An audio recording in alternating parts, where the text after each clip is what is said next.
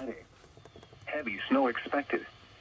Total snow accumulations of 6 to 8 inches.